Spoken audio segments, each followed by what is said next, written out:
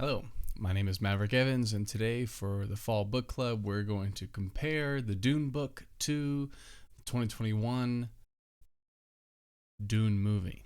So, let me give you some of the info on this. Let's see. Release date October 22nd, which is precisely one day from today, which is October 23rd. The director is Denis Villeneuve.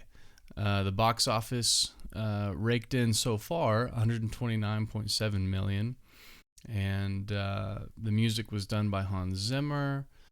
Production companies Legendary Pictures, Villeneuve Films, and it was adapted, of course, from Frank Herbert's novel Dune. So, what did I think about this movie? My experience was pleasant, and I was really excited to watch this movie for I don't even know why. I mean, I guess obviously the advertising for the movie got to me because the visuals just look wonderful. The colors, the color palette is really what drew me in. Those very deep and vibrant blues with a lot of different natural tones, different earth tones and stuff. I mean, it looked wonderful. So really, the advertisement is what got me interested in it. I was like, oh, this looks like a really cool fictional world. I really want to see what this is all about. And so I went and I read the book, and the book was amazing. It was definitely a page turner for me. It wasn't difficult to read at all, despite its size. It's kind of a thick book, and the print might contribute to that, but I think for the most part, it's just a long book, which is what everyone always talks about when they talk about Dune. Is it's a sizable story. So, but it wasn't that bad to get through, honestly, because it's a very gripping book. It gets you invested, and I am excited to make some videos right after this one that focus solely on the book, and we can talk more about that. But so I was excited to watch it, and it was going to be a great experience. I even marked it in my calendar as something very important to me. I invited a couple of friends to come out and watch the movie on the premiere, which is the 21st for the United States, and it was a pleasant experience. I even went as far to purchase from concession one of those, like the former kazoozles. I don't even know what they call them now. I guess they're like sweet tart ropes, maybe. So I really wanted this experience to be great, and I was going in with high aspirations. And I had heard from another friend of mine that it was filmed to be watched in IMAX. So I went and we saw an IMAX showing of it, and it was a good experience. It was it wasn't difficult to get through. At no point was I wishing that I could muster up the courage to just leave. It wasn't terrible or torturous in any way. It was an entertaining film, but having read the book, I was a bit ruined on it. A bit ruined, and I don't think that it was just that. I think there were things about the movie that were wrong, regardless of whether or not you had read the book. And so, there were points in the film where I was, pointing out to myself silently in my head that, there were things that they were missing out. Like the OC Bible isn't even really given any credence. That was kind of, a large thing. And there are a lot of different technological devices and things, facts of that nature that were very important.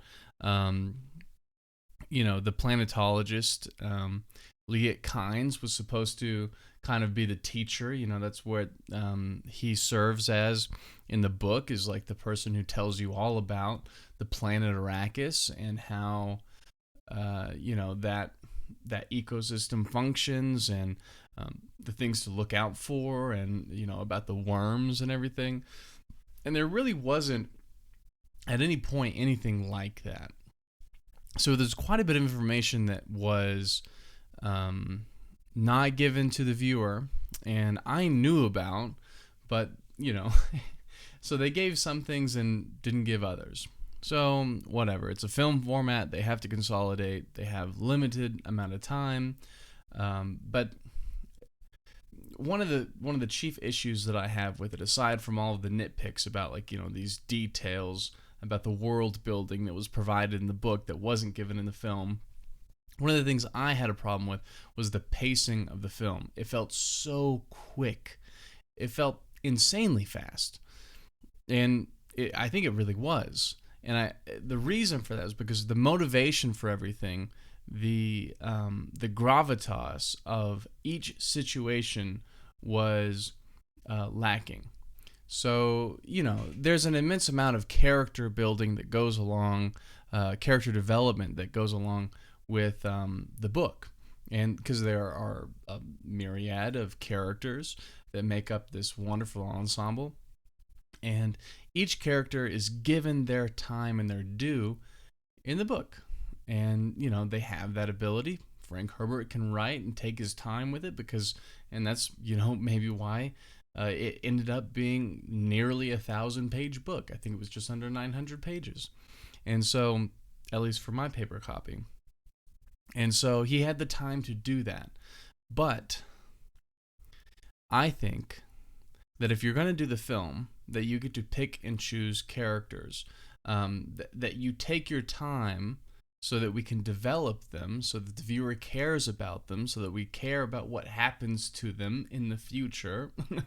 Also, just a mid announcement here, there will be spoilers, so if you don't want to spoil anything, then just click off now. But if your character dies, we want to be sad about it. We want to be, affected by that loss. And there was at no point during this film that I felt sad about anyone's death. I admit that, it was cool to see Jason Momoa portray Duncan Idaho. I think that was cool. Jason Momoa is always a cool guy, and I loved him in Game of Thrones as the Khal Drogo. But it just wasn't very good. We didn't care for him. We didn't know who he was. We didn't get attached to his character. And so the time that we didn't get to spend, like as soon as House Atreides arrives to planet Arrakis, they know that it's going to be a trap, that the Emperor has some ill plan that will unfold soon after their arrival. They know this, but they're an honorable, truth-telling house. They will not, turn down a challenge, I guess. And so as soon as they get there, it just feels like there's no time. That things are just, one after the other, and it's just happening so quickly, and there's no time to breathe in between. And more than that, it just seems like this is, business as usual as far as the story goes. This is one part of the story, and then here is the next, because that's what happens with a story, is that there's one portion, and then, of course, the next happens. But there's no true, real motivating force behind all of it. It seemed to me very unnatural. It seemed to me very forced, and again, it was very quick. And so that's a problem. And whether or not this is, that was a problem inherent to the storytelling format of film, I don't think matters a whole lot. If you're incapable to tell the story within the constraint that you have, maybe we should expand the format, and instead of doing a movie, maybe we should do a TV series, or we should do a mini series like Stephen King did with It. It was a mini series. It was pretty good as far as I can tell. It was the better version of the movie version of It. If you're not going to read the book, you should maybe watch the mini series. Definitely not the theatrical cut. And there are other stories like Lord of the Rings who have done really well in consolidating a large book or a sizable book into a very long movie, especially if you're going to be watching the extended cuts. They really pay their due to the book, and they do a great job. I don't think that Dune falls into this category. Now, the one thing that we do have to say and give credit to is the visual splendor of the film. It was absolutely magnificent. It was beautiful. And as far as I'm concerned, a lot of the things I've been watching reviews, reading reviews from other people, and a lot of people agree on this, is that the visuals were impeccable. Some people have squabbles about the designs of the still suits, or the design of the eyes, all the blue eyes of the Fremen, the indigenous peoples of the planet Arrakis. I thought it was all okay. I thought it was fine. And personally, myself, I think in words and not pictures. And so when I read a book, there aren't very vivid depictions going on in my imagination about what everything looks like according to the description that is on the page. And so for me, there wasn't a lot to conflict with, as far as what things looked like, how they were depicted, how they were presented. And so that was okay. I really liked all the designs and stuff. Nothing stuck out to me visually that I was like, oh, that looks terrible, or that was not a good design or anything. So that was all right. But there was just no investment whatsoever. The characters were just characters, and I knew their purpose, that there were certain mechanics about storytelling that these characters are going to play a role in, that they have a certain goal with their existence in the story, and that's as far as it goes. There was no raw investment, and so that was what really went wrong for me. And the fast pace of the film just made it that much worse. And so I think that was one of the main problems with the movie that diverged from the book. And we can have conversations whether it was because it's a film that's why it happened. I don't think so. I think that if Lord of the Rings can do it, that Dune can do it as well. And there are various other movies that have done justice to large books, and it's just a matter of telling the story. And I don't think that they told this story quite so well. And so I don't know. There were a lot of issues, and of course there are little tiny things that I wanted them to be incorporating, but at the end of the day, I had a good time. I didn't regret paying my entry fee, buying the ticket to see it. I didn't feel like it was a waste of time. I did enjoy my time in the theater, and it was a joy to see my friends and to share that experience with them, and especially to have that post-movie conversation that you do with about everything. And I enjoyed, as the only person in my group to have read the book, to be explaining certain things about the questions that they had. But that there again is like a problem. They're like, oh, well, what about this and this? And they were so confused about so many things, like the mentats. They didn't even explain the mentats, that these analytical human machines can in an instant conduct these analytical computations as if they were some kind of biological computer, and they are. And it was cool what they did with the mentats, where they roll their eyes in the back of their head. I thought that was very neat, and visually it was pleasing, and I knew who they were, so it didn't bother me. But there was just issues with it. It was just way too quick. And again, to close with all this, one of the big problems that I had with it was the fact that they did not convey Paul's or the Bene Gesserit abilities as well as they should have. So they have these different psychic abilities. They can use what's called the voice, which through pitch, intonation, and delivery, they can convince people to do what they want, regardless of their what they want, what their will. So they didn't explain any of that, And if they did, it was very little, very minimal. And I'm sure it was confusing that they didn't understand that there was this massive revelation, this almost achievement, not of nirvana, but of this immense knowledge and understanding that Paul had in the scene with the tent, in the tent with his mother.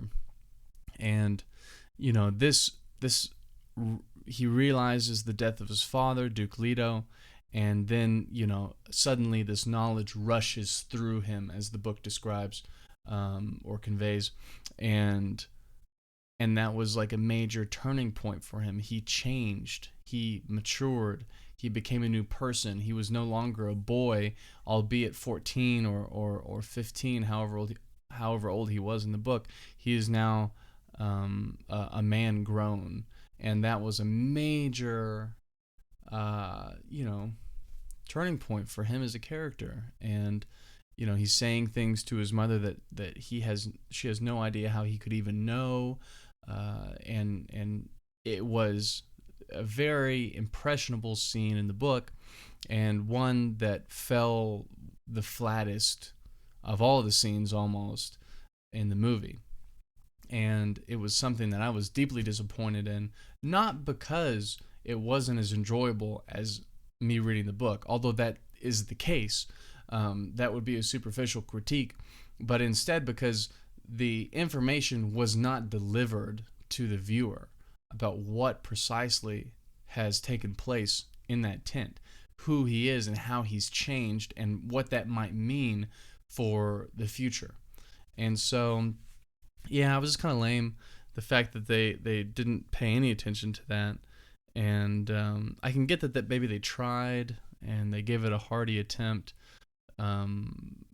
It was definitely better than the old movie that they made, like the 80s or whatever. I haven't watched it personally, but from the different clips that I've watched, obviously this 2021 film is going to blow it out of the water. I don't know. I think a lot of the worries that I had about Timothée Chalamet's performance and portrayal of Paul Atreides is going to come true. I think that he's going to fail to... I think they will fail. The director will fail to portray the maturity that takes place in Paul through this acquisition of knowledge. I think that these abilities that he acquires as the Kwisatz Haderach, which, by the way, I don't think even was a word that was used in the film at all, which is perplexing, since it's kind of like the cornerstone of like why Paul is important. And they're just gonna let it fall flat continually, and no one has to worry about it right now, because as of right now, October 23rd, 2021, the filming of the second part of Dune hasn't even been approved, and so we're multiple years out anyways. And I am sad to say that if Dune Part 2 does not come to fruition and it is not filmed and released, that I will not be sad. So overall, it was a good experience watching the movie, but in comparison to the book, it pales. And I will continue to read, which actually I have right here. I will continue to read Dune, which the next one is Dune Messiah, and we will be I'll be making videos that concentrate solely on the book, and we'll have a discussion about my experience with the story in book form and everything that I love about it, because I do love Dune, and that is why the movie disappointed me so much. But I made an attempt. I made a very strong, hearty attempt to go in with an open mind and not, I mean, it looked beautiful. For all intents and purposes, it was going to look great. It looked so beautiful that it was supposed to be great. And I guess I judged a movie by its cover. So, all right. It was great talking with you, and I hope to discuss some more stories soon. So, have a great day, and I'll see you later. Bye-bye.